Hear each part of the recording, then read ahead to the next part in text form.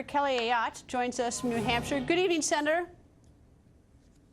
Good evening, Greta. Good to be with you. Nice to have you. So what do you make of the Secretary's advice as to how to make the website work? You're supposed to go in off-peak hours, although I'm not sure I know what the off-peak hours are. It seems like they're all off-peak. I'm not sure what it is because, you know, what I've heard from my constituents is that they've tried it all hours of the day. And so why shouldn't people, though, be able to go on when they can go on? I think this is obviously shows that there are still serious problems with the website. And this back-end issue is a serious issue, Greta, because if the insurers aren't getting accurate information, they don't know who is enrolled, and they can't verify that someone's enrolled, then that's going to be a real problem for people trying to get coverage. But we also know that the problems are much deeper than the website, and those are higher premiums. I spent all day in New Hampshire today talking to business people and also going to one of our hospitals that's been excluded from the exchange.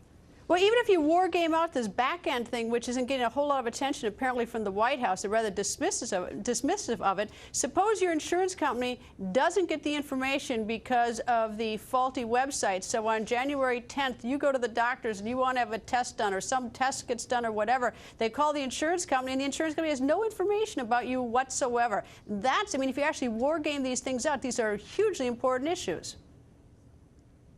Hugely important, Greta. Can you imagine? You think you've signed up. You go to get coverage because you need health care. You go there and you find out that, in fact, you haven't been signed up.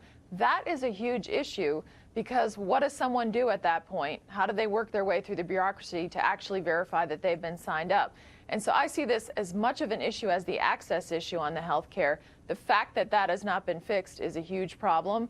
But again, we got to address higher premiums. In New Hampshire, only one insurer on the exchange, 10 of our 26 hospitals excluded, and then cuts in hours of work because they've redefined the 40-hour work week to 30 hours. Well, there's a press release that just come out from the Committee on Energy and Commerce, and they have asked Secretary Sebelius to testify on December 11th, and she's going to. In their press release, this is the committee's press release, it's not my information, they write that they have uncovered documents demonstrating that on April 4th, Secretary Sebelius was warned of the challenges about meeting the October 1st launch date.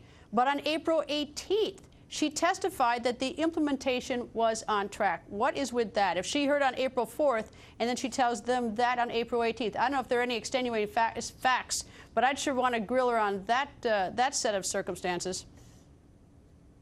Well, we have to get to the bottom of that. That to me just seems just so wrong, outrageous, if that's what turns out to be the case.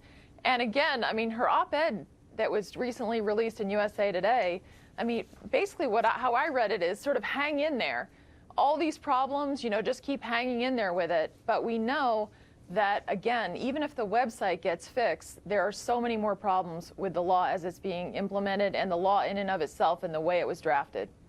All right, well, I don't know if that press release is factually complete, but it certainly is at least raises a red flag. All right, one other question I want to talk to you about. There was an op-ed in the Concord Monitor by Michael Green. I think he's the CEO of the hospital there, Concord Hospital, and he's opted out of the exchange because he said the reimbursement rates that they were offered his hospital would result in being paid less than it would have cost us to provide care. Well, that's a death sentence for that hospital. Right. Concord Hospital, Concord's the capital of the state of New Hampshire. It's one of the 10 hospitals that aren't in the exchange. We only have one insurer in the exchange.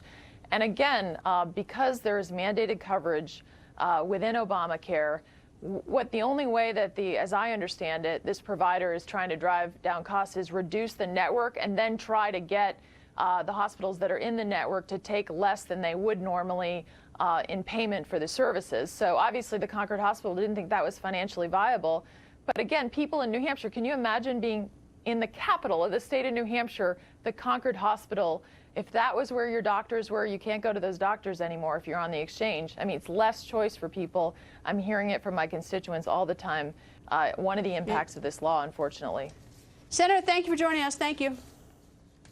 Thanks, Greta. And the real